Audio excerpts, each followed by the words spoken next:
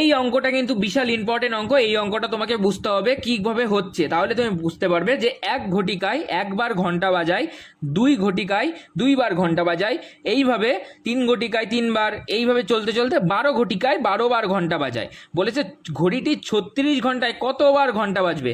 তাহলে দেখো আমরা 12 বার ঘন্টা অবধি বুঝতে পারছি যে 12 বারে 12 বার বাজবে, তাহলে মোট কত বাজলো।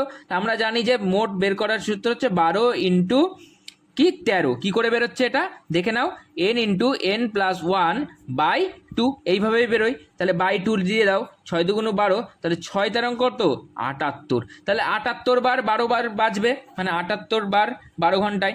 এবার বলেছে সেটা 36 ঘন্টায় কতবার বাজবে, তাহলে 12তে এখানে 12তে 36 কত আসছে 3 বারং 36, তাহলে এর সাথেও 3 দিয়ে গুণ করতে হবে, তাহলে 3 আর 24 4, 3 7 21, 22, 23,